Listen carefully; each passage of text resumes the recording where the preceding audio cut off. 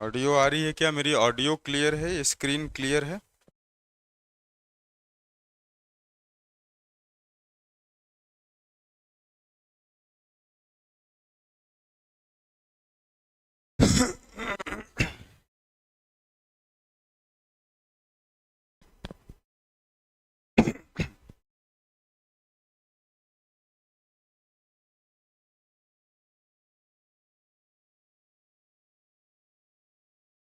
अरे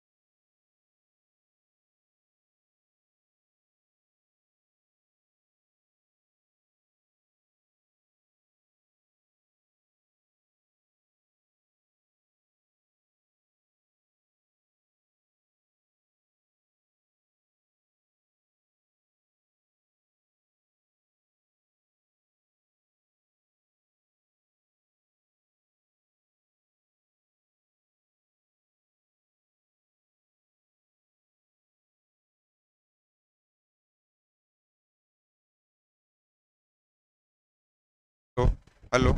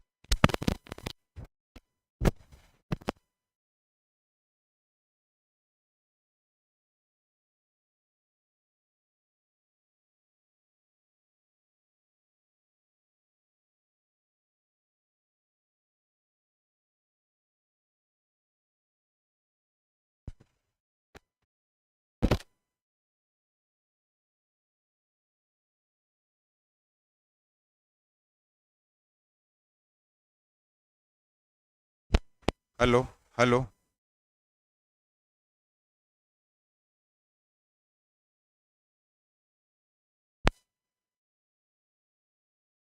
hello. Hello.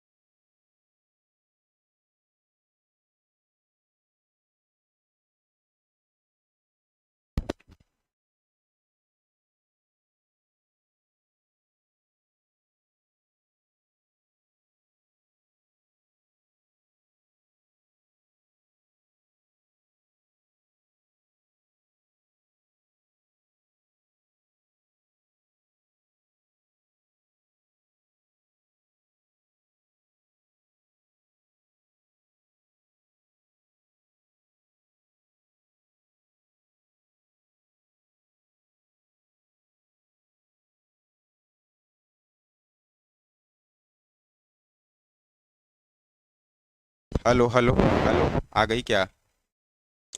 अरे भैया, आ गई क्या?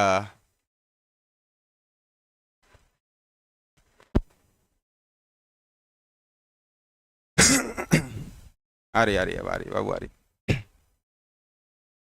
आ गई क्या आवाज, आ गई क्या?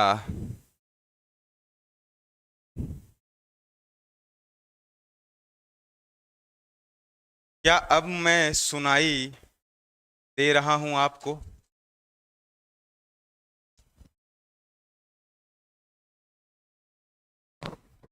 क्या आवाज लौट आई है? क्या आवाज लौट आई है?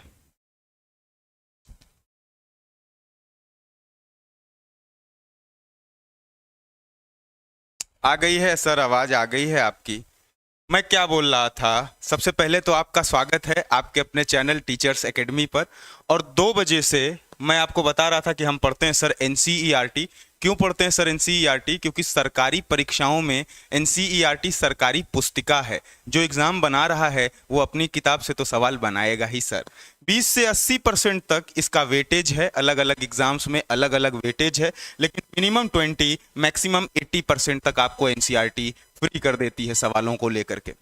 हम 11वीं की सर पढ़ रहे हैं और सर 12वीं की पढ़ रहे हैं। और हमने अभी जल्दी ही शुरू किया है मॉलिक्यूलर बेसिस ऑफ इनहेरिटेंस को एनसीईआरटी से, जिसको आप लोग मॉलिक्यूलर बायोलॉजी भी कहते हैं। इनहेरिटेंस के बेसिस को मॉलिक्यूलर लेवल पर देखेंगे कि जो इनहेरिटेंस पहले मेंडेलियन कैरेक्टर के बेसिस पर देखे सर, अब मॉलिक्यूलर लेवल पर देख रहे हैं सर। ठीक है, कहानी शुरू की जाए सर। अभी तक सर क्या पढ़ लिए थे?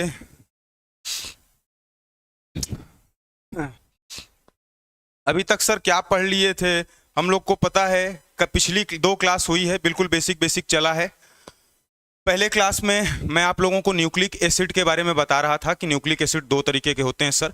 आरएनए और डीएनए दोनों न्यूक्लिक एसिड है सर। न्यूक्लिक एसिड क्या है? न्यूक्लिक एसिड जो है, 2 अपने को पढ़ना है, एक आरएनए एक डीएनए, ये दोनों न्यूक्लिक एसिड हैं। फिर मैं बताया आपको जेनेटिक मटीरियल सर डीएनए है। सर जेनेटिक मटीरियल कौन है? डीएनए है। डीएनए है। उसके बाद सर, क्योंकि मेजॉरिटी ऑफ ऑर्गेनिजम्स में वो हमको देखने को मिलता है सर। इसके बाद वाटसन एंड क्रिक का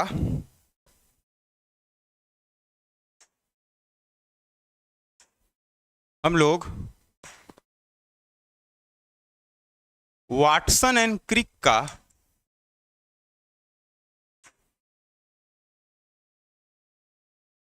का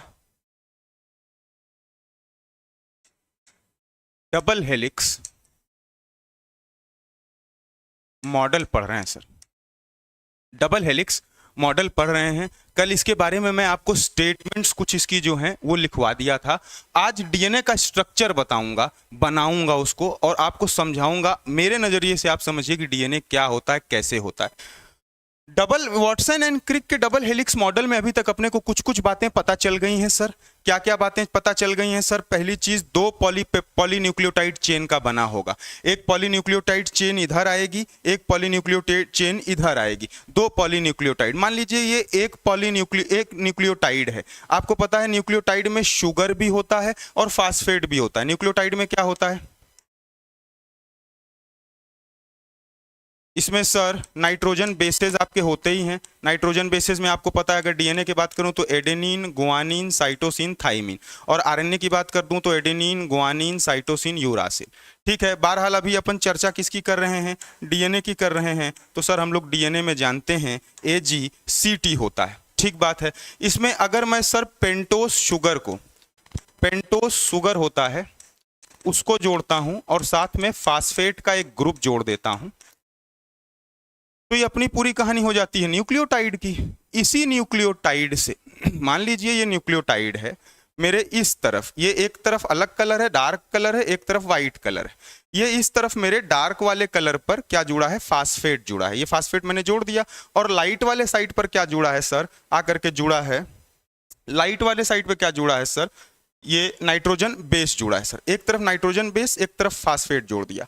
अब एक चीज आपको बताया गया कि कॉम्प्लीमेंट्री होता है। इसका जो लेंथ होती है वो 20 एंगस्ट्रॉम की डायमीटर, ये एक कांस्टेंट डायमीटर होता, कहीं नहीं बदलता। तो सर सिमेट्री चाहिए। आपको पता है नाइट्रोजन बेसिस के जब डायग्राम बना रहा था तो एक नाइट्रोजन बेस ऐसा था और एक नाइट्रोजन बेस ऐसा था। ये वाला जो था ये प्यूरिन था सर, ये वाला जो था ये पायरिमिडीन था सर। तो अगर ये देखिए आप सिमेट्री होगी कैसे, सिमेट्री मतलब आपको पता है एक्टिनोमॉर्फिक जाइगोमॉर्फिक फ्लावर में सिमेट्री पढ़ते हैं, यहाँ भी वही सिमेट्री की बात डीएनए की कर रहा हूँ। ये दोनों आपस में आकर के जुड़ जाएंगे। अगर एक पिरामिडीन एक के पास है तो एक के पास पायरिमिडीन होगा, ये कॉम्प्लीमेंट्री होते हैं। थाइमी एडेनिन थाइमिन से जुड़ता है, ग्वानिन साइटोसिन से ही जुड़ता है। एक प्यूरिन दूसरे पायरिमिडीन से जुड़ेगा, प्यूरिन प्यूरिन नहीं जुड़ते, पायरिमिडीन पायरिमिडीन नहीं जुड़ते। क्यों नहीं जुड़ते सर? क्योंकि इनका स्ट्रक्चर ऐसा होता है, एक बड़ा स्ट्रक्चर वाला है, बड़ी रिंग वाला है, इसमें इमिडाजोल और पायरिमिडीन रिंग दोनों है, और एक पायरिमिडीन रिंग वाला है। अब ये दोनों आकर के मिल जाएंगे तो एक सिमेट्री रहेगी। तो कभी ये आ जाएगा इसके साथ जुड़ जाएगा, ये आ जाएगा इसके साथ जुड़ जाएगा, ये बातें अपनी चलेंगी। इसी में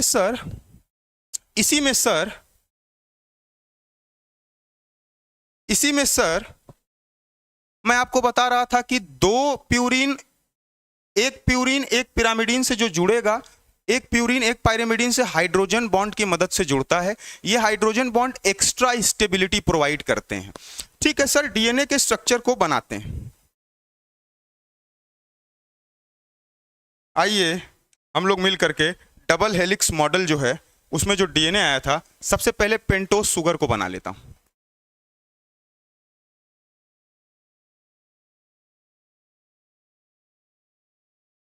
ये हम लोग पेंटोज शुगर को बहुत प्यार से बना रहे हैं सर।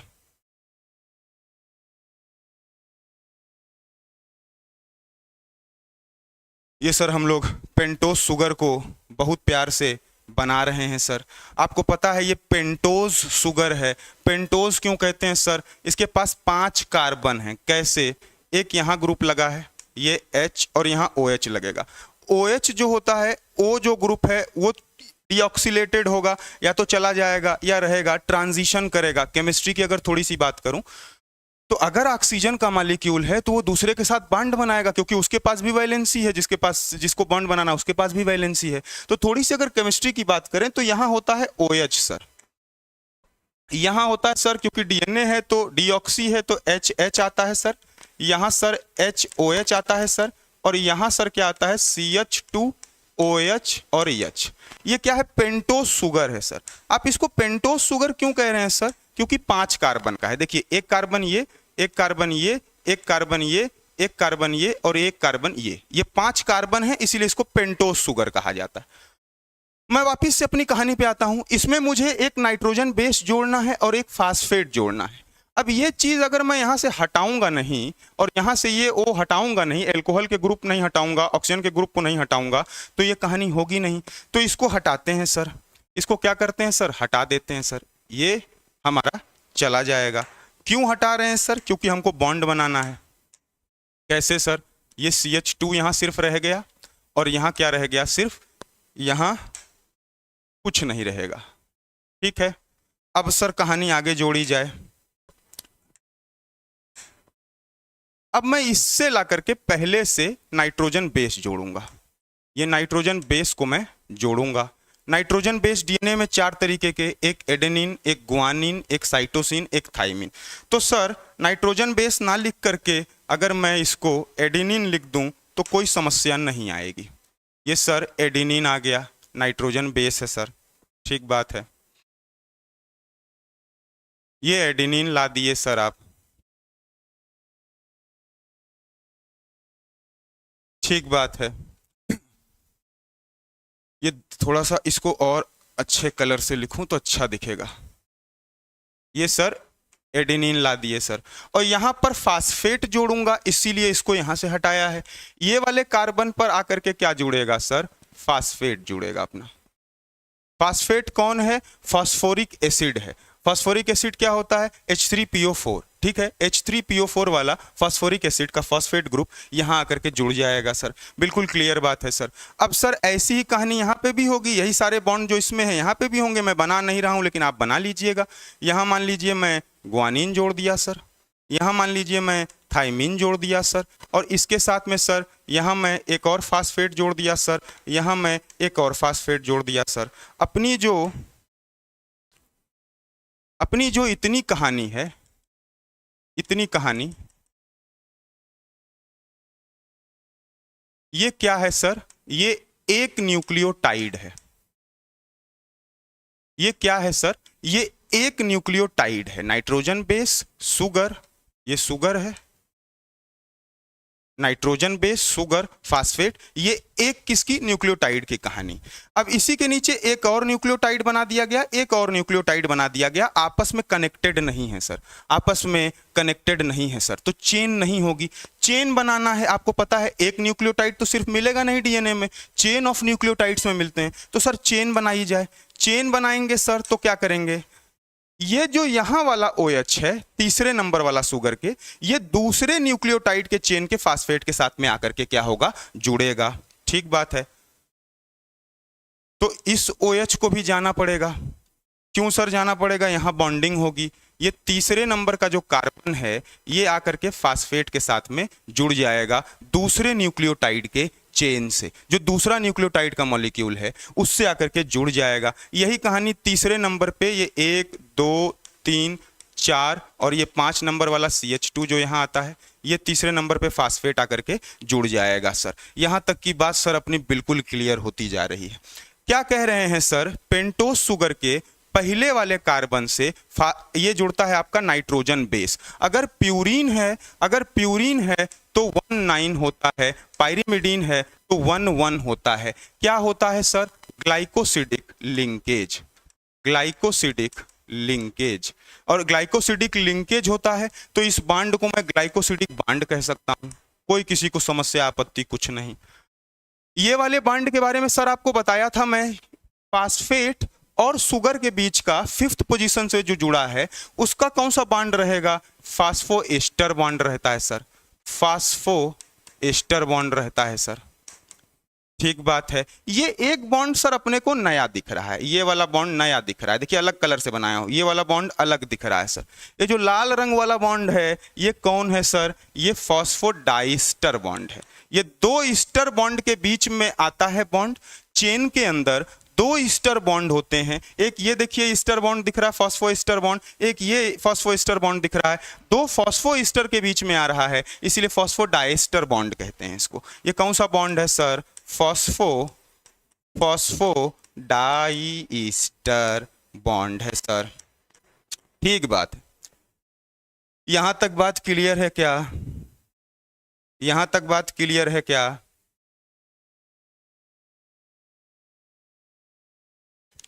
कलर चेंज करें, नहीं दिख रहा है। ठीक बात है, कलर चेंज कर देते हैं सर।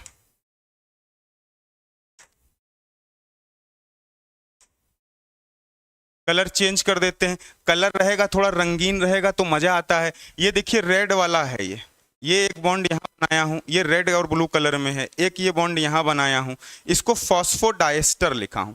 फिर से अगर मैं लिखूं इसको,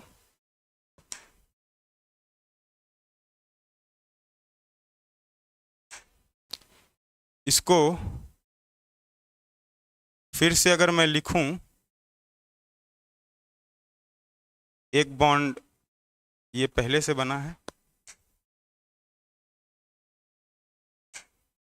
एक बॉन्ड ये आ जाएगा। ठीक है, इसको मैं फिर से लिखूं तो इसको लिखूंगा फॉस्फोडाइस्टर बॉन्ड। ठीक बात है। ये लिखा गया है फॉस्फोईस्टर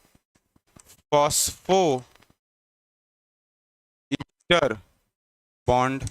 ठीक बात है। ये क्या है? Glycosidic bond. ठीक बात है। ये एक न्यूक्लियोटाइड था, एक न्यूक्लियोटाइड दूसरे न्यूक्लियोटाइड से आकर के तीसरे वाले कार्बन से जोड़ा गया वाया फास्फोडाइस्टर बॉन्ड। अब ये एक दूसरे से कनेक्ट हो गया, अब देखिए चेन बन गई। अभी तक क्या सिंगल न्यूक्लियोटाइड था, अब ये एक न्यूक्लियोटाइड, ये दूसरा न्यूक्लियोटाइड, ये दूसरा न्यूक्लियोटाइड, ये तीसरा न्यूक्लियोटाइड, ये पहला न्यूक्लियोटाइड, ये सब क्या हो गए? चेन हो गए, ये कनेक्टेड हो गए। ये देख रहे हैं आपको, इस तरीके से ये कनेक्टेड है। ठीक बात है, ठीक बात है। यहां तक बात ठीक है सर। अब आपको पता है मैं क्या कहूंगा, इसके आगे थोड़ा सा ध्यान रखना है। क्या रखना है सर? कि यहाँ पर आप बताए थे एक H होता है और एक वाले से आकर के आप एडेनिन नाइट्रोजन बेसिस को जोड़ दिए थे, ठीक बात है। यहाँ जो है सर आप बताए थे H होता है क्योंकि OH RNA में होता है, वो राइबोज हो जाता है, डीऑक्सी DNA की बात कर रहे हैं तो यहाँ HH रहेगा। यहाँ रहता है OH और H, यहाँ रहता है H और CH2, ठीक है, और OH हट करके फॉस्फेट से जुड़ जाता है, अच्छी बात। मैं अगर यहाँ OH दिखा रहा हूँ, अगर यहाँ OH दिखा रहा हूँ तो ये 1 2 3 4 5, ठीक है। 5 कार्बन वाले पेंटोस शुगर जो है, अगर यहाँ चेन में OH दिख रहा है मतलब इसके आगे चेन है नहीं। जब तक OH नहीं दिखेगा तब तक चेन है, OH दिख गया मतलब चेन नहीं है। और ये OH अपने को दिखा है 3 पोजीशन पर, इसीलिए इसको 3' एंड कहेंगे, इसको 3' एंड या 3' प्राइमर कहते हैं, ठीक बात है। इसको 3' एंड या 3' प्राइमर कहते हैं। यहां पर फास्फेट जुड़ा है 5वें कार्बन से, यहां पर फास्फेट 5वें कार्बन से पेंटोस शुगर के जुड़ा है, इसीलिए इसको 5' प्राइमर या 5' एंड भी कहते हैं। तो 5' 3' क्लियर हो गया। OH जब तक नहीं बना है तब तक 5' से कहानी जुड़ती चली जाएगी। अगर नीचे OH बन गया है तो इसके आगे नहीं जुड़ेगा। OH 3 वाले पे लगा है पेंटोस शुगर के 3rd कार्बन पर, इसलिए उसको 3' प्राइमर, और ऊपर फास्फेट जुड़ा है 5' प्राइमर पर, ठीक बात है, ठीक बात है, यहां तक बात ठीक है।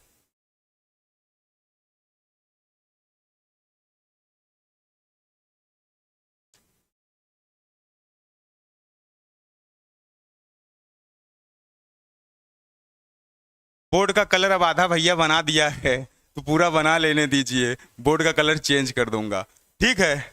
अब इतनी कहानी जो है ऐसा लिखेंगे दिखे आपको, डार्क कलर से लिखूंगा दिखेगा, चिंता मत करिए।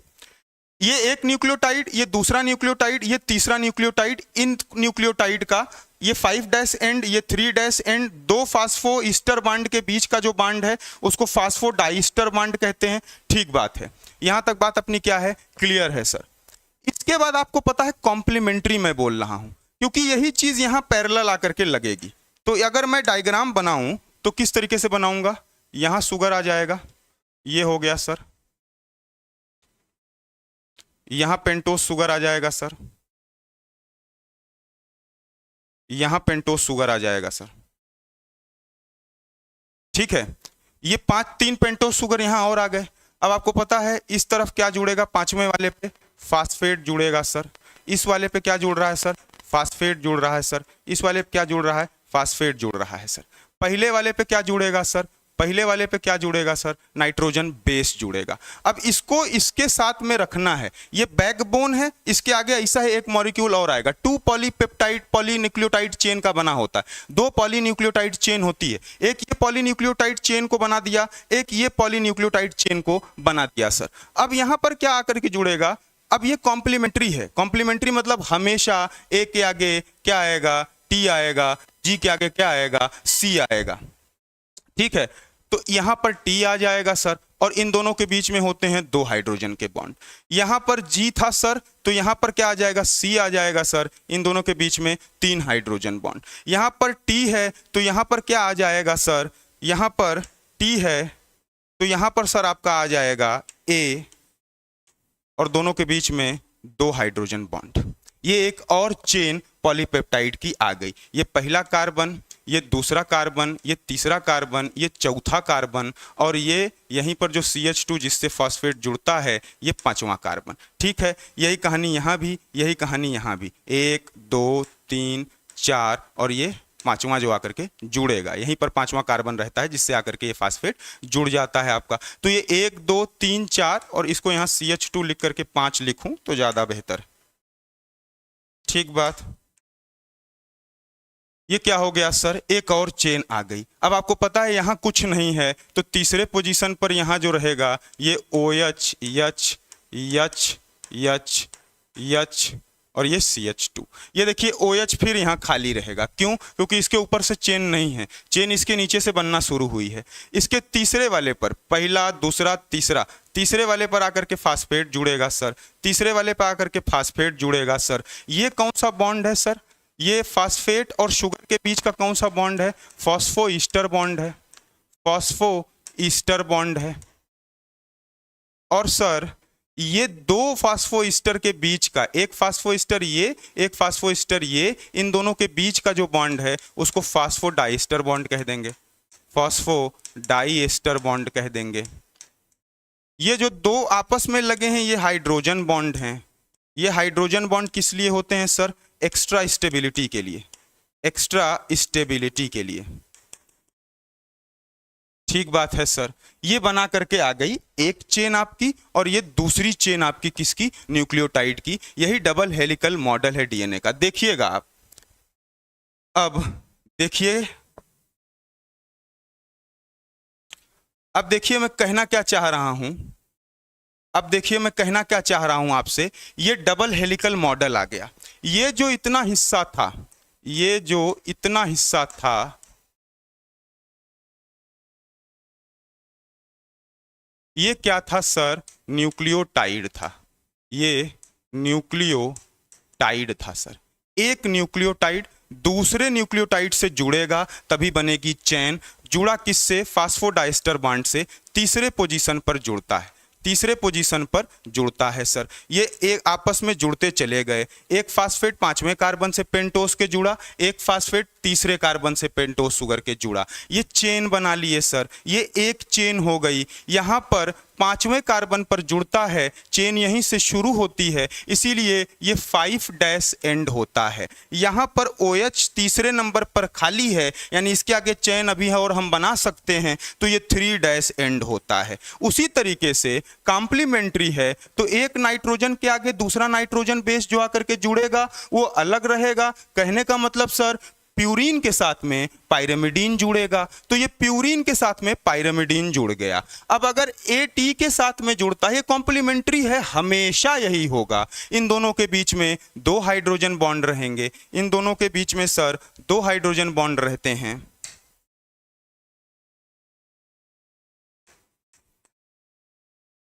इन दोनों के बीच में दो हाइड्रोजन बॉन्ड रहते हैं, और G और C के बीच में 3 हाइड्रोजन बॉन्ड रहते हैं। ठीक बात है। इसी चेन को यहां बना दिए सर एक और, तो आप देखिए OH यहां 3 पर है, तो क्या मैं इसको 3' बोल सकता हूं? और पांचवें पर यहां OH नहीं, फास्फेट है, तो क्या मैं इसको 5' एंड बोल सकता हूं? इसीलिए इसको बोलते हैं एंटी पैरेलल है। यहां देखिए 5' 3' ऐसे है, यहां देखिए 3' 5' ऐसे है, इसीलिए इसको क्या बोलते हैं सर? एंटी पैरेलल बोलते हैं। ये भी एक प्रॉपर्टी वाटसन एंड क्रिक ने BDNA की, राइट हैंडेड DNA की बताई थी। ये डबल हेलिकल मॉडल है पूरा, ये पूरा डबल हेलिकल मॉडल है सर। इसमें एक चीज और होती है, यहां से इस फास्फेट से लेकर के इस फास्फेट तक की जो दूरी होती है, इस फास्फेट तक की जो दूरी होती है, इसको डायमीटर कहते हैं डीएनए का। और डीएनए का डायमीटर जो है कांस्टेंट है। डीएनए का डायमीटर क्या है सर? कांस्टेंट है। और कितना है सर? कांस्टेंट है। और कितना है सर? 20 एंगस्ट्रॉम। सर ये कैसे? ये कांस्टेंट इसीलिए है भैया क्योंकि एक एडेनिन थाइमीन के साथ जुड़ेगा, एक प्यूरिन पायरिमिडीन के साथ जुड़ेगा, और आपको पता है एक की बड़ी रिंग होती है, एक की बड़ी रिंग होती है, और एक की छोटी रिंग होती है, एक की छोटी रिंग होती है। तो ये आपस में जब जुड़ेंगे तो कभी बड़ी वाला छोटी वाली रिंग के साथ में, छोटी बड़ी वाला छोटी वाली के साथ में, छोटी वाला बड़ी वाली रिंग के साथ में, तो ये एक सिमिट्री रहेगी, प्रॉपर पोर्शन में ये चलता चला जाएगा। यही आपका डबल हेलिकल मॉडल है, डबल हेलिक्स मॉडल है। क्या क्लियर है? क्या क्लियर है भैया? क्या यहाँ तक एकदम क्लियर है सर? एकदम क्लियर है सर। एकदम कमेंट सेक्शन में बताइए यहाँ तक किसी को कोई समस्या क्या? डबल हेलिक्स मॉडल में कोई समस्या क्या? यही डीएनए का बेसिक स्ट्रक्चर है। डीएनए का बेसिक स्ट्रक्चर यही है। एनसीईआरटी आपकी इसको इस तरीके से बनाइए, जैसे ये 3' 5' मैं ऐसे लिया हूँ, ये इसको इस तरीके से पलट दिए। आप मेरा डायग्राम, ये पूरा मेरा डायग्राम जो है, इसको इस तरीके से उठा करके अगर लगाइए तो वही डायग्राम आपकी एनसीईआरटी बना करके दिखाई है, जिसको मैं यहाँ पर समझाया हूँ। क्या यहाँ तक क्लियर है भैया? एकदम क्लियर है क्या? यहां तक एकदम क्लियर है क्या? कोई डाउट हो तो पूछिए।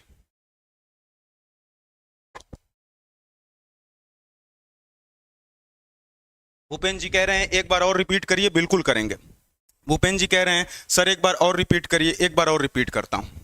भैया देखिए मैं क्या कह रहा था आपसे, न्यूक्लियोटाइड होता है, यहाँ आइए, मैं क्या कह रहा था आपसे, न्यूक्लियोटाइड होता है, न्यूक्लियोटाइड में नाइट्रोजन बेस होते हैं, शुगर होता है, फास्फेट होता है, ठीक बात है। न्यूक्लियोटाइड में नाइट्रोजन बेस, शुगर, फास्फेट, और इसी न्यूक्लियोटाइड का मिल करके बना होता है न्यूक्लिक एसिड। ये न्यूक्लिक एसिड क्या होता है सर? पॉलीमर होता है, पॉलीमर होता है न्यूक्लियोटाइड का।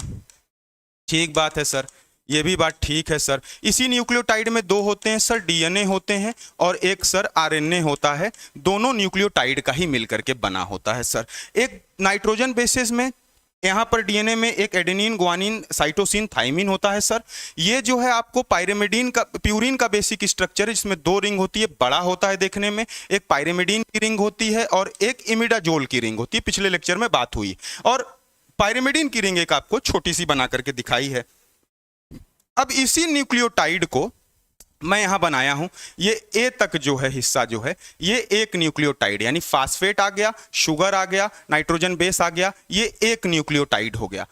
आपको पता है एक न्यूक्लियोटाइड तो रहेगा नहीं, कई न्यूक्लियोटाइड रहेंगे, तो चेन रहती है न्यूक्लियोटाइड की। तो एक चेन न्यूक्लियोटाइड की आई, तो एक बनाए, दो बनाए, तीन बनाए सर, तीनों को जोड़ना है सर। तो ये पेंटोज शुगर की नंबरिंग करेंगे सर। यहाँ इसका पहला कार्बन है सर, यहाँ पर देख लें, यहाँ सर यहाँ इसका पहला नंबर है सर, यहाँ इसका दूसरा नंबर कार्बन है सर, ये इसका तीसरा नंबर का कार्बन है सर, ये इसका चौथा नंबर का कार्बन है सर, और ये पांचवें नंबर का कार्बन है सर। इससे आकर के क्या, फास्फेट जुड़ जाएगा, और पहले वाले से क्या जुड़ेगा, नाइट्रोजन बेस जुड़ेगा। अगर सर प्यूरिन है और पायरिमिडीन है, पायरिमिडीन में 1,1 ग्लाइकोसिडिक होता है, यानी कि पायरिमिडीन में शुगर का पहला वाला नाइट्रोजन बेस के पहले वाले कार्बन से जुड़ेगा, बॉन्ड बनाएगा, और पायरिमिडीन में 1,9 लिंकेज होता है, पहला वाला शुगर का 9वें वाले कार्बन से क्या करेगा, वहां नाइट्रोजन है उससे बीच में क्या करेगा, बॉन्ड बनाएगा। सर ठीक बात है, इसको मैं कह रहा हूं कि अब ये अलग अलग रहेंगे तो इनको जोड़ना पड़ेगा, तभी चेन बनेगी। तो शुगर के तीसरे वाले OH को हमने हटा दिया, यहाँ OH जो होता था उसको हटा दिया,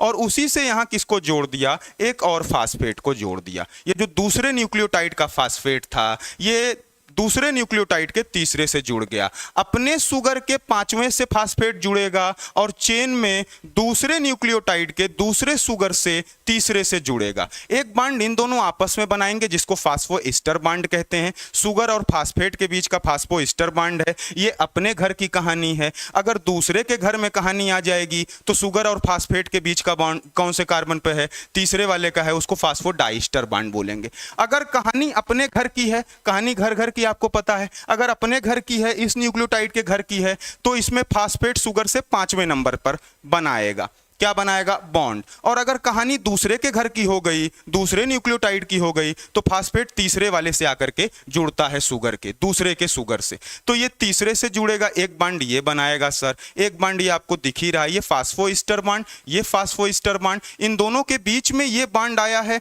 जो दो घर को जोड़ रहा है आपस में, इसको बोलते हैं फास्फोडाइस्टर बॉन्ड। इसको क्या बोलते हैं, फास्फोडाइस्टर बॉन्ड। ठीक है सर, इसके बाद ये पूरी चेन बन गई सर। मैं बताया सर कि यहां से जहां से चेन शुरू किए थे, यहां 5वें नंबर पर फास्फेट भैया जुड़े हैं, और सबसे अलग भैया फास्फेट ही हैं, तो हम बोलेंगे 5वें नंबर के कार्बन से जुड़े थे, इसीलिए 5' एंड है सर, 5' प्राइमर है सर। और यहां पर आप देख रहे हैं OH के यहाँ तन्हाई आ गई, यहाँ OH के आगे और कोई चेन नहीं है, OH दिख रहा है अपने को, इसका मतलब चेन नहीं है आगे। यहाँ पर OH तीसरे नंबर पे है, इसीलिए इसको 3' एंड कहते हैं। यही बात जो है अब वाटसन एंड क्रिक बताए, ये तो एक चेन हो गई न्यूक्लियोटाइड की, वो बताए 2 पॉलीन्यूक्लियोटाइड चेन होती है। एक पॉलीन्यूक्लियोटाइड मतलब कई सारे न्यूक्लियोटाइड, और 2 पॉलीन्यूक्लियोटाइड चेन, ये एक पॉलीन्यूक्लियोटाइड की चेन, ये दूसरी पॉलीन्यूक्लियोटाइड की चेन। इसमें भी यहाँ इतना पोर्शन क्या है भैया, ये एक न्यूक्लियोटाइड ही है, ये दूसरे से आकर के उसी तरह सेम कहानी में आकर के जुड़ता है सारा। यहाँ पर आप कहते हैं कि सर देखिए OH दिख रहा है, इसीलिए हम इसको 3' एंड प्राइमर कह देते हैं। यहां पर देखिए सर फास्फेट 5वें पे दिख रहा है, इसीलिए इसको क्या कह देते हैं सर, इसको 5' प्राइमर या 5' एंड कह देते हैं। इसके बाद एक चीज कॉम्प्लीमेंट्री बताई गई, सिमेट्री मेंटेन रखने के लिए, स्टेबिलिटी मेंटेन रखने के लिए। कांस्टेंट डायमीटर 20 एंगस्ट्रॉम का कैसे रहेगा सर, ये दोनों प्यूरिन जो है पायरिमिडीन से जुड़ेगा, प्यूरिन हमेशा पायरिमिडीन से जुड़ेगा। एक बड़ी रिंग एक छोटी रिंग मिल करके हमेशा जो है एक अच्छी सी रिंग बनाती, सिमिट्री में रिंग बनाती चली जाएगी। इन दोनों के बीच में 2 बॉन्ड होते हैं हाइड्रोजन के, इन दोनों के बीच में 3 बॉन्ड होते हैं हाइड्रोजन के। यहाँ 5' 3' है, यहाँ 3' है 5' है, इसीलिए इसको एंटी पैरेलल भी कहते हैं। अरे क्लियर है क्या? अब बताइए, दूसरी बार भी समझा दिया, क्लियर है क्या? दूसरी बार भी समझा दिए सर, क्लियर है क्या? क्या आपको डबल हेलिकल मॉडल डीएनए का समझ में आ गया? ये डबल हेलिकल मॉडल है सर, यही वाटसन एंड क्रिक साहब जो देखे थे, वाटसन एंड क्रिक ने जो हमको मॉडल दिया था सर, ये वही वाटसन एंड क्रिक का डबल हेलिक्स मॉडल है। ये डबल हेलिक्स मॉडल है सर, ठीक है। कौन से ईयर में दिए थे सर डबल हेलिक्स मॉडल को? डबल हेलिक्स मॉडल को कौन से ईयर में दिए थे? 1953 में दिए थे क्या? ठीक है, 1953 में दिए थे क्या?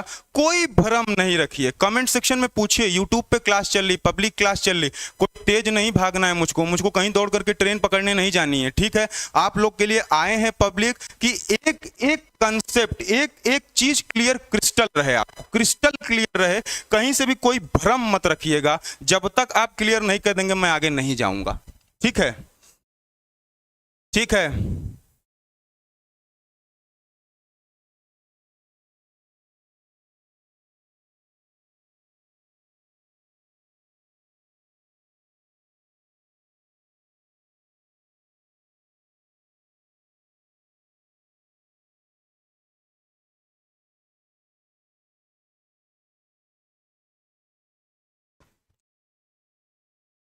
आगे बढ़ा जाए सर, आगे बढ़ा जाए सर।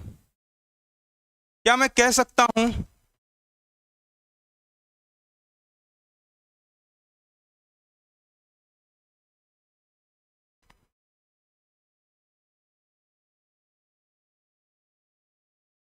कुछ इस तरीके से डीएनए अपना बनेगा, इनमें कुछ बेसेस आएंगे, कुछ इस तरीके से करके डीएनए अपना बनेगा। यहां सर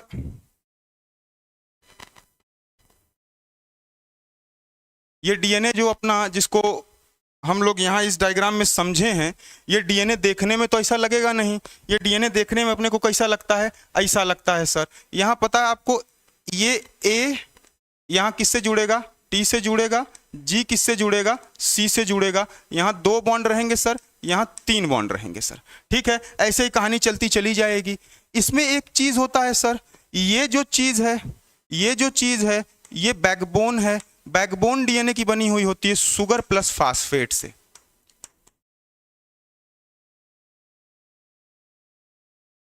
जैसे ये मैं मनई हूं, मैं आदमी हूं, मेरी बैकबोन ये है, मेरी बैकबोन क्या है? ये है, वर्टिब्रल कॉलम्स है मेरे, बैकबोन मेरी ये है। वैसे डीएनए भैया की जो बैकबोन होगी, डीएनए, और ये डबल स्ट्रैंडेड होता है।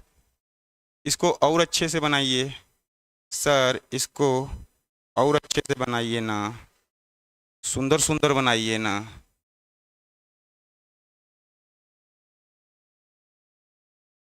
ठीक है, ये डबल स्टैंडर्ड डीएस डीएनए भैया। ये जो है, ये हिस्सा जो इसका आएगा, जो बाहर वाला हिस्सा रहता है, ये इसकी बैकबोन बनाता है। जैसे मेरी बैकबोन ये है, वैसे डीएनए की बैकबोन बनाता है। और कौन कौन उसमें रहता है? एक शुगर रहते हैं, एक फास्फेट रहते हैं। एक शुगर रहते हैं और एक फास्फेट रहते हैं सर, ठीक है।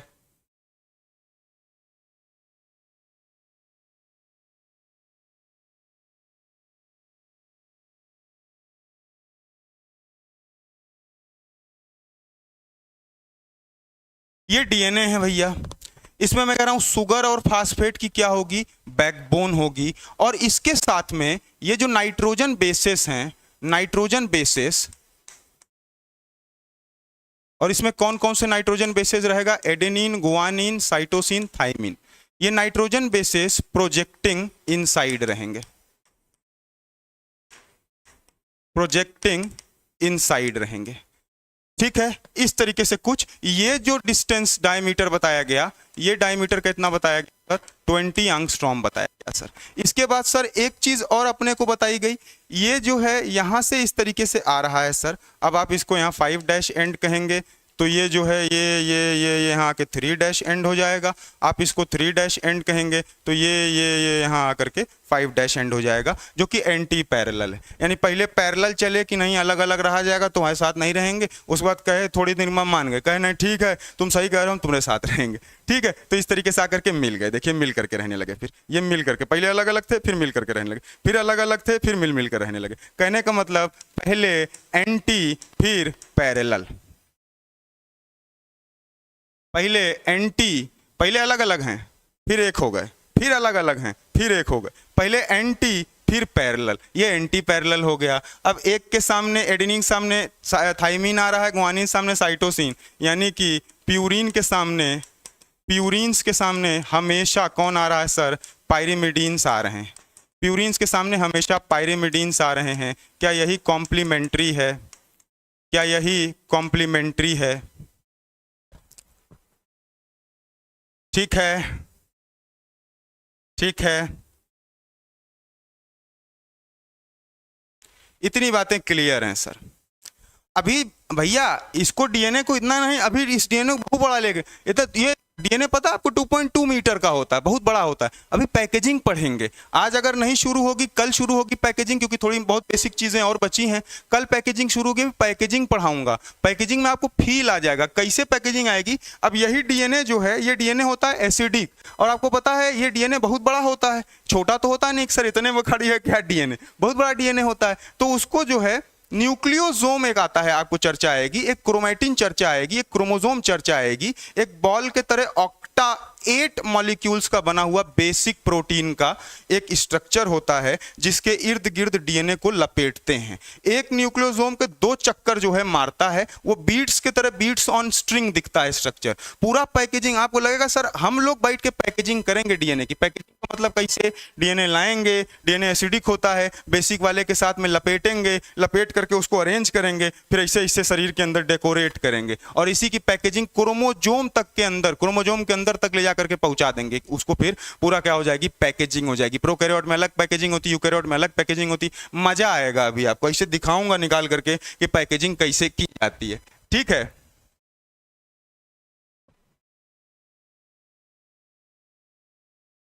ठीक है, हम लोग पैकेजिंग किया जाएगा, डीएनए की पैकेजिंग हम आप लोग करेंगे। यहाँ जो मेरे सामने बच्चे बैठे हैं सभी, ठीक है, ऑनलाइन या ऑफलाइन क्लास है, समझ रहे हैं ना आप लोग, हम लोग पैकेजिंग करेंगे। अभी मजा आएगा, अभी तो बेसिक बेसिक समझा रहा हूँ कि देख लो भैया कौन कैसा होता है, पहचान लो। अभी इंट्रोडक्शन चल रहा है, अभी जब आ जाएंगे हमारे घर में तो मेहमान नवाजी हम लोग से अच्छी कोई नहीं करेगा, ठीक है। इसके आगे कुछ टर्म्स हैं जो अपने को समझना है। ये सारी कहानी यहाँ तक की जो चली है, यहाँ तक की जो कहानी चली है, वाटसन एंड क्रिक का डबल हेलिक्स मॉडल 1953 में जो आया था, उसको हम लोग पढ़ रहे थे सर कि ये दिखता कैसा था। ये 2 पॉलीन्यूक्लियोटाइड, कल इसकी प्रॉपर्टीज में लिखवा दिया था आपको सेकंड लेक्चर में। आज उसका जो है यहाँ पर 2 आप बोल रहे थे कि पॉलीन्यूक्लियोटाइड चेन है, यानी कि एक पॉलीन्यूक्लियोटाइड चेन, पॉली माने कई न्यूक्लियोटाइड चेन है, और दूसरे पॉलीन्यूक्लियोटाइड के चेन में मिलकर के 2 पॉलीन्यूक्लियोटाइड चेन डीएनए का मॉडल बनाती हैं सर। इसके बाद सर ये चीज इस तरीके से दिखेगी, anti parallel complementary 2 property, extra stability के लिए हाइड्रोजन बॉन्ड्स होते हैं, ये प्रॉपर्टी। बॉन्ड्स के बारे में सभी लोग क्लियर करके चलिए। एक तो जो है क्या दिखता है, फॉस्फोईस्टर बॉन्ड दिखता है, फॉस्फोईस्टर बॉन्ड दिखेगा। ये फॉस्फोईस्टर बॉन्ड कहां दिखता है, शुगर से फास्फेट के अगर 5वें नंबर के कार्बन के बीच का बॉन्ड है ये, ठीक है। एक बॉन्ड आपको दिखने को मिलता है ग्लाइकोसिडिक, ग्लाइकोसिडिक। ये ग्लाइकोसिडिक बॉन्ड किसके बीच में दिखने को मिलता है, नाइट्रोजन बेस और शुगर के बीच में देखने को मिलता है। 109 होता, 1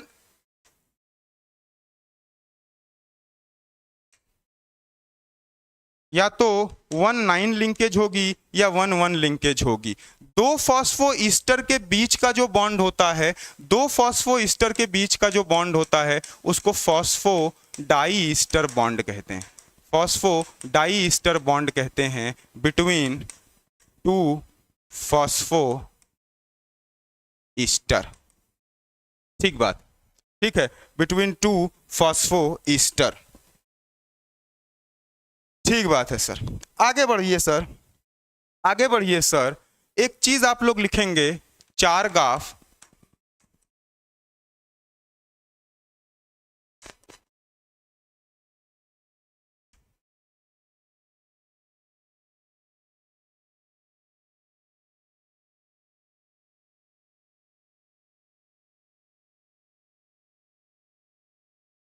एक रूल हम लोग पढ़ेंगे, चारगाफ साहब ने दिया था, चारगाफ इक्विवेलेंसी रूल।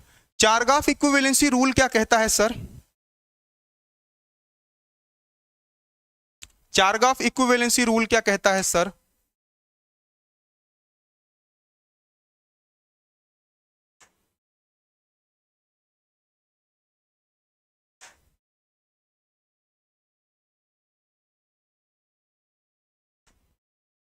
ये दिख रहा है क्या?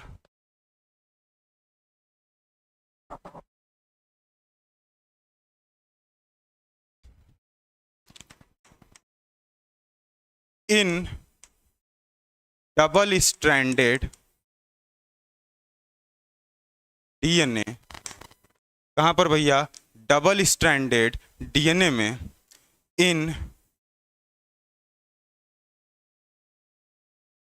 डबल स्ट्रैंडेड डीएनए क्या होता है सर? डबल स्ट्रैंड डीएनए के अंदर amount of purine nucleotide, amount of purine nucleotide is equal to amount of pyrimidine nucleotide. चारगाफ साहब का एक रूल निकल करके आता है सर। क्या निकल करके आता है? चारगाफ साहब का एक रूल निकल करके आता है सर। क्या निकल करके आता है? पहली चीज तो डीएस डीएनए में है, डबल स्ट्रैंडेड डीएनए में ही केवल बात चल रही, इसके इर्द गिर्द कोई सवाल नहीं पूछेगा। और ठीक है, डबल स्ट्रैंडेड डीएनए की पहली चेतावनी यहां आपको दे दी गई है कि ये डबल स्ट्रैंडेड डीएनए की बात चल रही है। डबल स्ट्रैंडेड डीएनए में क्या होता है? Amount of purine nucleotide equal होता है अमाउंट ऑफ पायरीन न्यूक्लियोटाइड से। कैसे सर? कैसे सर? थोड़ा सा और समझें, थोड़ा सा इस चीज को और समझें। मैं कह रहा हूं प्यूरीन इज इक्वल्स टू पाइमिडीन। ठीक बात है सर। मतलब कि मैं क्या कह सकता हूं सर? मैं कह सकता हूं कि sir A plus G will equals to T plus C। कोई दिक्कत की बात नहीं है। यही बात आप कहना चाह रहे हैं, शायद यही बात आप कहना चाह रहे हैं। अरविंद जी कह रहे हैं बोर्ड का कलर चेंज कर दीजिए। अब जो है मैं इस पे डार्क डार्क लिख रहा हूँ, बोर्ड का कलर चेंज करना मैं भूल गया कैसे करते हैं। अगले लेक्चर में जब पैकेजिंग वाला बनाएंगे, उसमें भी डायग्राम है, तो उसका कलर अलग लेकर के आएंगे। जो पहले कलर चलता था वही लेकर के आएंगे। आज देख रहा था कि व्हाइट वाले पे मेरा थोड़ा मन में आया, मेरे दिल में ख्याल आया कि थोड़ा आपकी ज़िंदगी में भी रंग घोले जाएँ और अपनी ज़िंदगी में भी मैं रंग घोलूँ। इसीलिए मैं सफ़ेद लेकर के आया कि सफ़ेद रंग रहेगा तो कोई सा भी रंग उस पर लग जाएगा। लेकिन सफ़ेद रंग आपको लग नहीं रहा है, सफ़ेद पे आपको रंग लग नहीं रहा है। ये मेरी गलती हो गई, थोड़ा मैं रंग बदल नहीं पा रहा हूँ। तो आज लिखने का ही है। डायग्राम वाला जो है अगले लेक्चर में जब आएगा तो जैसा रंग पे आपको अच्छे से दिखेगा वैसा ही रंग लगाऊंगा। ठीक है, जो रंग आप पे अच्छा लगेगा मैं आपको वही रंग लगाऊंगा। जो आपके ऊपर रंग अच्छा दिखेगा आपको वही रंग लगाऊंगा। ठीक है, अभी इस पे समझेंगे, ज़्यादा इस पे डायग्राम वाला नहीं है तो इतना दिख रहा है मुझे स्क्रीन पर। ठीक है,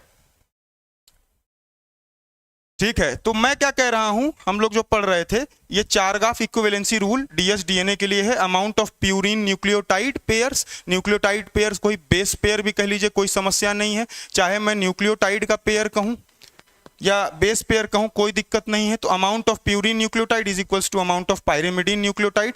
आप न्यूक्लियोटाइड के पेयर्स को न्यूक्लियोटाइड पेयर्स कहें या बेस पेयर्स कहें, कोई दिक्कत नहीं है, दोनों एक ही चीज है। दोनों क्या है सर? एक ही चीज है। तो adenine plus guanine is equals to thymine plus cytosine. यानी कि आप क्या बात कर रहे हैं सर कि क्या किसी सेल में, सर अगर किसी सेल में मान लीजिए ये प्यूरीन है और ये पायरिमिडीन है, ये ए है, ये टी है, ये जी है और यहाँ सी है, आप क्या कह रहे हैं सर? आप कह रहे हैं कि अगर जो है यहाँ कोई 100% है तो क्या मैं ये बोल रहा हूँ कि ये 50% रहेंगे और ये 50% रहेंगे। अगर 100% टोटल कंटेंट है तो प्यूरिन भैया भी 50% रहेंगे, पायरिमिडीन भैया भी 50% रहेंगे, कोई दिक्कत की बात नहीं है। अगर क्वेश्चन में दे दिया कि थाइमीन क्या है 30% है, ग्वानिन का बताइए कितना परसेंट रहेगा, तो आपको पता है कि ये कितने का 30% है भैया, ये 50 में से 30 कौन है, 50 में से 30 कौन है, थाइमीन साहब हैं। तो बचा कितना 20, तो 20 में कौन रहेगा, क्या साइटोसिन रहेगा भाई। 50% 100 का पूरा 50% पायरिमिडीन है। तो सवाल में अगर हमसे कह दिया कि थाइमीन 30% है तो 50 में से 20% बचेगा, साइटोसिन कह देंगे 20% है सर, ठीक बात है। क्या अब यहां पर ये जो इक्वालिटी की बात आ रही थी ये रेशियो में आती है, तो मैं ये कह सकता हूं कि जितना एडेनिन जितना थाइमीन था उतना एडेनिन हो जाएगा, तो ये भी 30% हो जाएगा सर। और ये जो है सर जितना साइटोसिन था उतना गुआनिन हो जाएगा, ये भी 30% हो जाएगा सर। यहाँ 30 30 60 60 और जो है ये 20 होगा, माफ कीजिएगा यहाँ 20 लिखा था, ये 66 30 30 60 20 80 20 100 100% कंटेंट डिवाइड हो गया। ये इसी तरीके से कंटेंट डिवाइड करने को चार ग्राफ बताए, ये सवाल में आपको दिखता है इसलिए चार ग्राफ सर के बारे में पढ़ रहे हैं, ठीक बात है।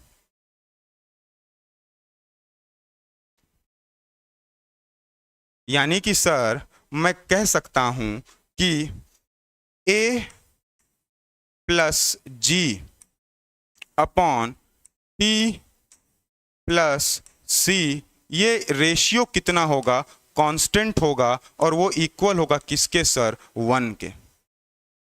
दिस रेशियो विल बी, ये जो रेशियो लिया गया ये रेशियो जो है, this ratio will be constant, this ratio will be constant and equal to कितना, 1। This ratio will be constant and which is equals to 1। इससे सवाल बन जाएगा, आपसे पूछ लेगा, ऐसे एग्जामिनर मन में आ गया, सर अरे इधर आओ सुनो, हमारे पास एक तो डीएनए है। हम कहे तो, कहे डीएनए है तो 4 नाइट्रोजन बेस भी है हमारे पास। हम कहा तो कहें यार एडेनिन का जो है 30% है, हमको पूछे हैं साइटोसिन का बता दो। हाँ बता देंगे, कोई दिक्कत नहीं, बता देंगे भैया, कोई समस्या नहीं। क्यों बता देंगे, कैसे बता देंगे सर, एडेनिन का तुम कह रहे हो 30% है तो थाइमीन भी कितना हो जाएगा, 30% हो जाएगा सर। थाइमीन भी कितना हो जाएगा, 30% हो जाएगा सर। अब ग्वानिन इसके बाद जो है, एक एडेनिन जो है ग्वानिन के साथ में तो 50% जो प्यूरिन था उसमें से 30 एक है, तो दूसरा वाला 20% होगा, तो ये भी 20% हो जाएगा। और साइटोसिन की बात करूंगा तो ये दोनों जो है इक्वल, ये कितने हैं, 30 में से 20 बचेगा, तो ये भी 20% हो जाएगा। अब मैं आपको एडेनिन का दे दिया था भैया, आपको साइटोसिन का पूछा था भैया, साइटोसिन का 20 हो जाएगा भैया, ठीक बात है। अगर ऐसे सवाल दिख जाएंगे तो सभी फ्यूचर टीचर्स कर लेंगे क्या, ऐसे सवाल दिख जाएंगे तो सभी फ्यूचर टीचर्स कर लेंगे क्या, या ऐसे हो जाएगा सर, कोई दिक्कत की बात नहीं है सर, ऐसे हो जाएगा। अब इसमें जो है कुछ टेक्निकलिटी है, इस रेशियो जो है चार ग्राफ का इक्विवेलेंसी जो रेशियो है, इस रेशियो के बेसिस में कुछ रिजल्ट्स दिए गए, मेल्टिंग पॉइंट ऑफ डीएनए की बात की गई और कुछ और चीजें बात की गई जिसको मैं लिखता हूं, आप भी लिखिए। पहली चीज क्या कहा गया कि डीएनए में इन अ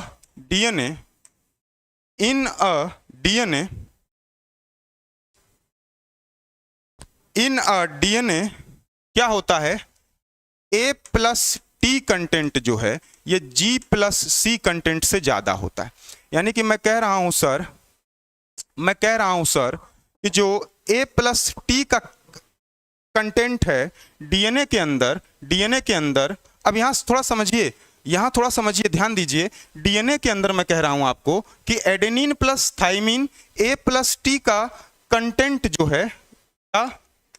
जो है वो ज्यादा है G प्लस सी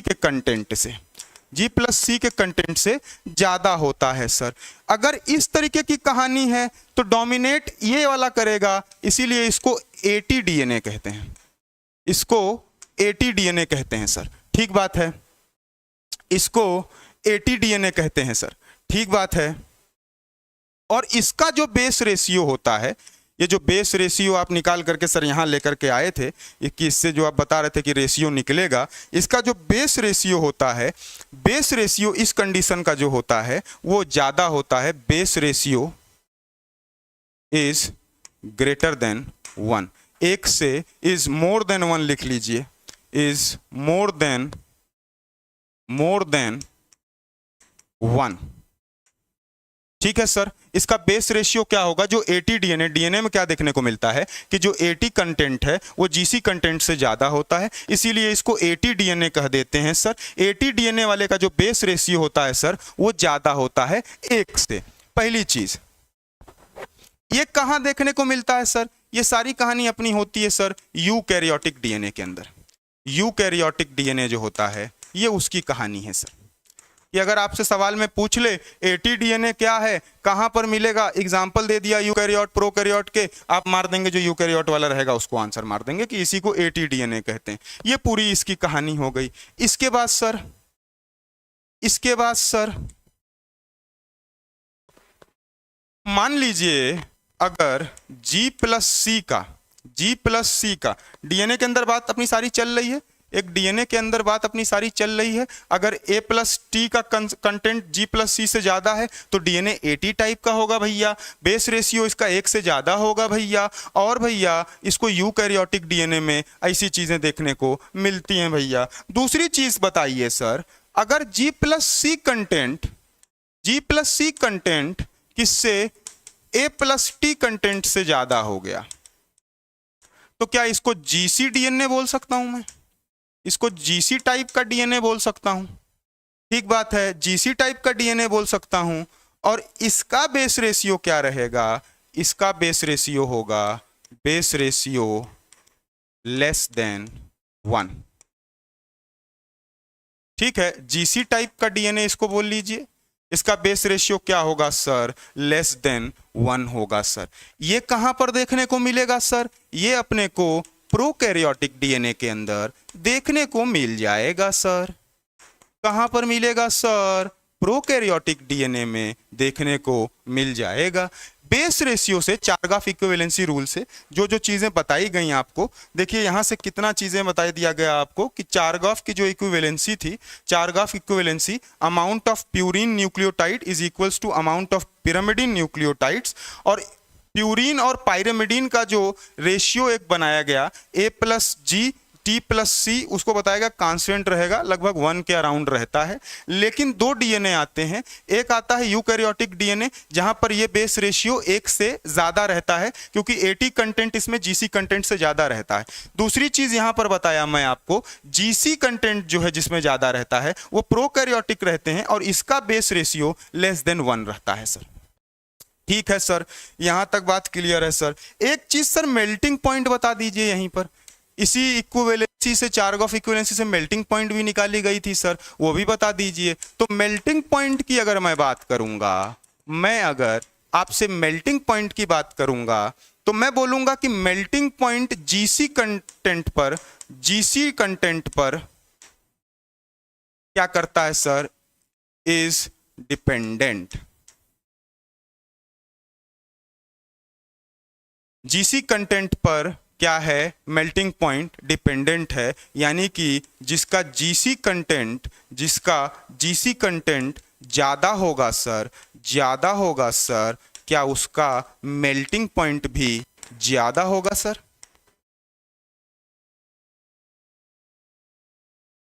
जिसका जीसी कंटेंट ज्यादा होगा सर, क्या उसका मेल्टिंग पॉइंट भी ज्यादा होगा सर? यानी मैं कह सकता हूं कि प्रोकैरियोट्स में यही वाला टाइप था डीएनए का यूकैरियोट्स के तुलना में। यूकैरियोट्स में कहानी अलग थी, ये 80 टाइप है, ये जीसी टाइप है। जिसका जीसी ज्यादा उसका मेल्टिंग पॉइंट ज्यादा, तो क्या कह सकता हूं कि अगर मेल्टिंग पॉइंट की बात होगी तो प्रोकैरियोट्स के मेल्टिंग पॉइंट ज्यादा आएंगे सर, किससे? यूकैरियोट्स से। क्या ये बात भी क्लियर है? क्या ये बात भी क्लियर है सर? यहां तक भी कहानी क्लियर है सर? यहां तक भी किसी को कोई समस्या नहीं है सर?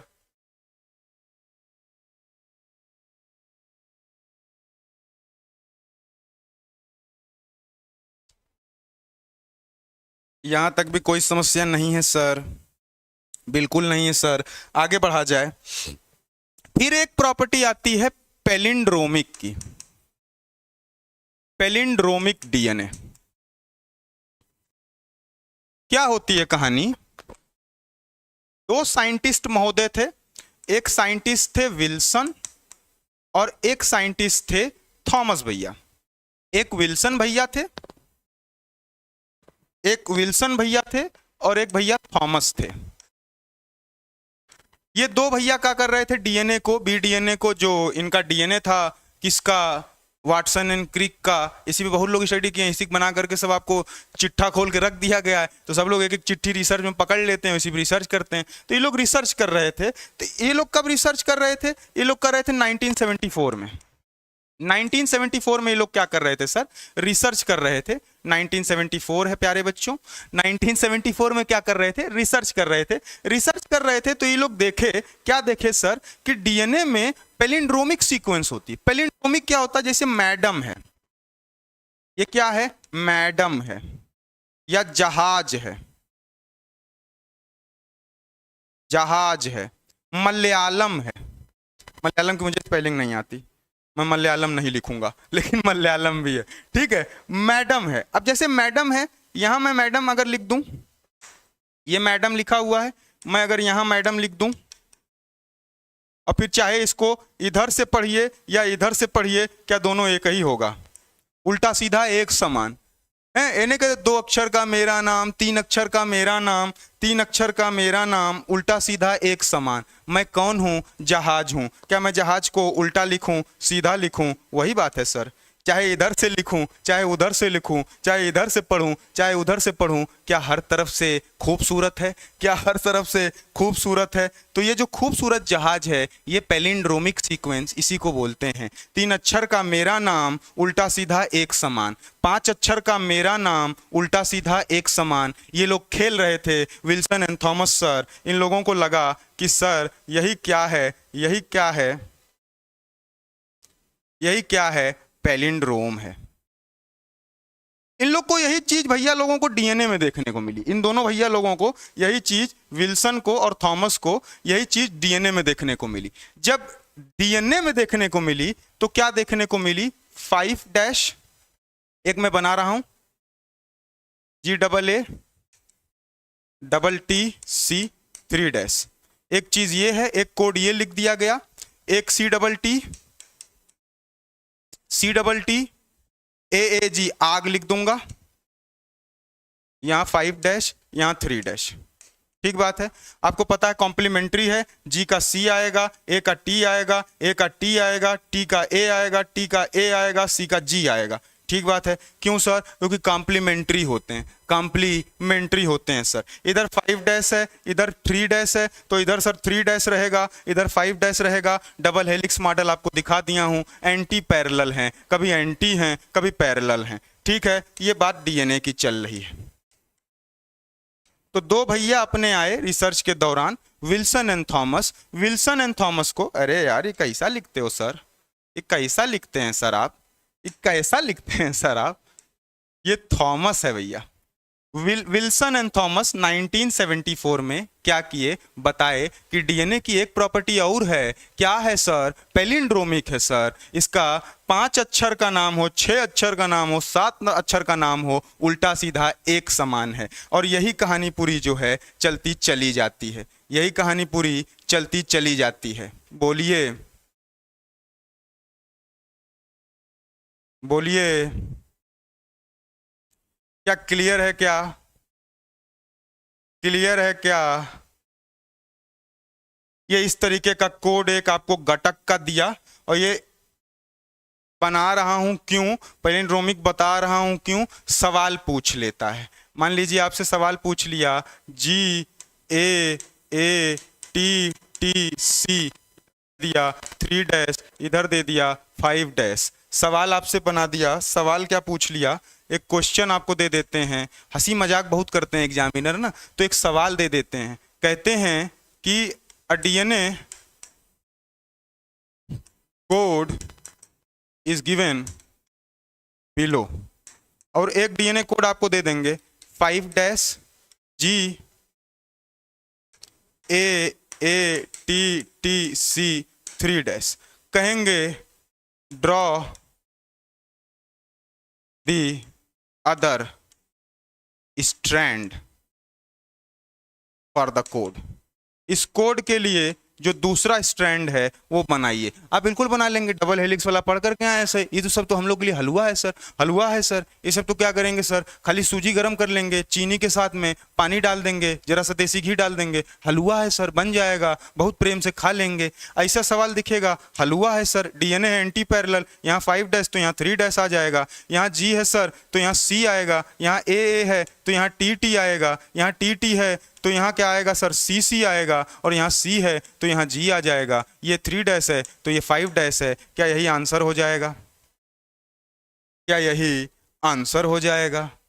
अरे सर यही आंसर दे रहे हो क्या? मैं देखता रहता हूं गलत लिख करके कि क्या आप लोग पढ़ रहे हैं या सुन रहे हैं। सिर्फ सुन रहे, कवि सम्मेलन चल रहा है क्या, केवल सुनने आते हैं सर? नोट्स बना रहे हैं कि नहीं? नोट्स बना रहे हैं कि नहीं भैया? ये होगा आंसर। नोट्स बना रहे हैं कि नहीं? नोट्स बना रहे हैं कि नहीं कि सर कवि सम्मेलन चल रहा है, सिर्फ आपको सुनने आते हैं? अरे मदद हो रही है, समझ में आ रहा है, अच्छा लग रहा है, काम हो रहा है, अपने एग्जाम पॉइंट ऑफ व्यू से काम हो रहा है क्या? बोलिए बोलिए। बहुत बहुत दिल से मेहनत कर रहा हूं, बोलिए। क्या मेरे नजरिए से मॉलिक्यूलर अच्छा लग रहा है आपको? मेरे नजरिए से बता रहे हैं। उल्टा सीधा एक समान, आशीष सरोज जी कह रहे हैं। आशीष जी कह रहे हैं उल्टा सीधा एक समान। भैया ये YouTube पे क्लास चलती है, YouTube पे जब क्लास चलती है तो बहुत प्यार और आराम से पढ़ाया जाता है। जब एप्लीकेशन पर क्लास चलती है तो ठीक है, कोई जल्दी खींच लिया गया, कोई धीरे से खींचा गया, चैप्टर धीरे धीरे अपना चल जाता है। लेकिन जब पब्लिक क्लास चलती है तो ये वीडियो आप आज देखिए, आज से 10 साल बाद देखिए, ये उतनी ही रेलिवेंट रहेगी। इसीलिए बहुत आराम से धीरे धीरे, क्योंकि यूट्यूब पे हर तरीके के बच्चे जुड़े हैं और मेरा प्रयास यही है कि जिस नजरिए से मैंने डीएनए को देखा है, मैं भी यही चाहूंगा कि आप भी उसी नजरिए से देखें। इसीलिए बहुत स्लो धीरे धीरे आराम से अपन चलते हैं। जब ऐप पर क्लास चलती है तो उसमें तेज थोड़ा चल दिया था, कहीं कहीं पे जरूरत रहती है तो ठीक है। आशीष जी कह रहे हैं अच्छा लग रहा है, निधि जी कह रही हैं यस सर, निष्ठा जी कह रहे हैं, भूपेन जी कह रहे हैं काम आएगा, बना लो सभी लोग। ठीक है, निधि जी, इसके बाद चांदनी जी, अरविंद जी, अंजू जी, मीना जी।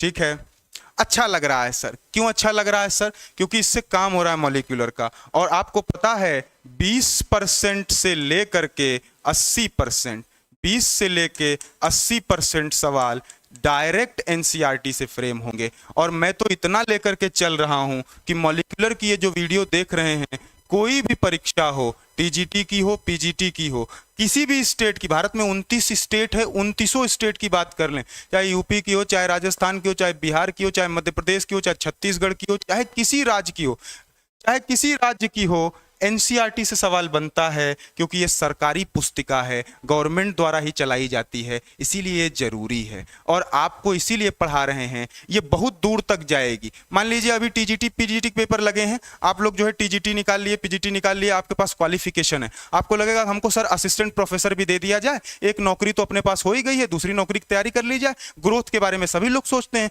ग्रोथ तो एक अच्छी चीज है कि सर ग्रोथ के बारे में सोच रहे हैं। ये नोट्स आप बना करके रखे हैं, आपके पास एनसीईआरटी की नोट्स है, आप यूपीएससी की तैयारी करने चले जाएंगे, आप जो है असिस्टेंट प्रोफेसर की तैयारी करने चले जाएंगे। क्या होगा? वहां फाउंडेशन बनेगा एक, वहां आपको फाउंडेशन एक बनाना पड़ेगा। और आप साइंस के हैं तो बायोलॉजी की फाउंडेशन का मतलब क्या होता है? बायोलॉजी की फाउंडेशन का मतलब एनसीईआरटी होती है उसकी 11वीं और 12वीं की। तो यहां तक की भी बात कर ले रहे हैं। नीट उट के जो बच्चे नीट का एग्जाम दे रहे हैं, मेडिकल एंट्रेंस एग्जाम दे रहे हैं, उनके लिए तो इस वीडियो के बाहर कुछ है ही नहीं। टीचिंग एग्जाम में 20 से 80% तक अलग अलग वेटेज है। डायरेक्ट सवाल, फ्री का सवाल दिखा रहा हूं, यहाँ देख लीजिए कि फ्री सवाल है भैया, ये फ्री सवाल आपको मिल रहा है, समझ रहे हैं? कुछ करना नहीं, आकर के बैठ जाना, नोट्स बना लेनी है, 2 बार नोट्स पढ़ लिए, एक बार एनसीईआरटी पढ़ लिए, फ्री में सवाल मार के चले आएंगे। टाइम बचेगा, कठिन सवालों में, ज्यादातर सवालों में ज्यादा आप समय दे पाएंगे। इसके बाद सर आप जो है नौकरी पा गए, आप टीचर हो गए, सर आपके मन में आया सर कुछ और बड़ा किया जाए, नौकरी तो एक हो ही गई है, एक है अपने पास, तैयारी की जाए। तो ये नोट्स आपको आगे जितने बड़े बड़े एग्जाम है जो भी गवर्नमेंट एजेंसी द्वारा कराए जाएंगे, एनसीईआरटी को वरीयता दी जाएगी, वहां काम आएंगे। ठीक है, वहां काम आएंगे। और ग्रोथ करना है, मेरा तो यही मतलब है। टीजीटी पीजीटी तो आप लोग हो ही जाएंगे, बहुत आराम से हो जाएंगे, परीक्षा देंगे, पढ़ रहे हैं, मेहनत से हो जाएंगे। उसके बाद रुकना नहीं कि सर अब शादी ब्याह कर लिया जाए, हो गया, आराम हो गया, नौकरी पा गए, नहीं। हमेशा जिंदगी में कभी ठहराव नहीं होना चाहिए। लाइफ में किसी भी पल पे आपको रुकना नहीं है। क्यों रुका जाए सर? हर दिन चैलेंजिंग है, हर दिन नए चैलेंजेस हैं, और उन नए चैलेंजेस को अपने को स्वीकारना है, सब्र रखना है और अपना कर्म करना है। मेहनत से कर्म करेंगे तो कोई भी चीज वेस्ट नहीं जाएगी। यूनिवर्स का कॉन्सेप्ट है, आप इसको जैसा देंगे ये आपको वैसा रिटर्न करता है। ये यूनिवर्स का कॉन्सेप्ट है, कभी हारना ही नहीं। हार जैसी तो कोई चीज ही नहीं होती, मैं हार नहीं मानता। 2 चीजें होती हैं भैया, या तो हम जीत जाते हैं या तो हम सीख जाते हैं। या तो हम जीत गए कि हाँ ठीक है, हमें यहाँ जिसके लिए हम प्रयास कर रहे थे हमें मिल गया, हम जीत गए, या हम सीख गए कि नहीं तैयारी कम है, इस तरीके से सवाल बनते हैं, ये आता है वो आता है। हार जैसी कोई चीज नहीं होती। हार अपने से लोग फ्रेम कर दिए मनोबल गिराने के लिए। और मैं आपको सत्य बातें बताता हूं, ये सारी बातें सच है। कई लोग नहीं मानेंगे इसको, सच नहीं एक्सेप्ट करते भैया। पता है क्यों नहीं करते? लोग मोटिवेशन आकर के देते हैं थोड़ा थोड़ा। मैं मोटिवेशन में विश्वास नहीं रखता। मोटिवेशन आज है, कल नहीं रहेगा। मेरे साथ जुड़ करके रखिए, मेरे साथ जुड़ करके रहिए। मैं मोटिवेट नहीं करता, मैं ट्रांसफॉर्म करता हूं। मैं क्या करता हूं सर? ट्रांसफॉर्म करता हूं। ट्रांसफॉर्म करता हूं मतलब मोटिवेशन आज है, कल नहीं रहेगा। कल मोटिवेशन चला गया तो फिर मोटिवेशन देखने जाएंगे। ट्रांसफॉर्मेशन, एक बार आपको बदल दिया तो आप बदल गए। ठीक है, एक बार आपको बदल दिया तो आप बदल गए।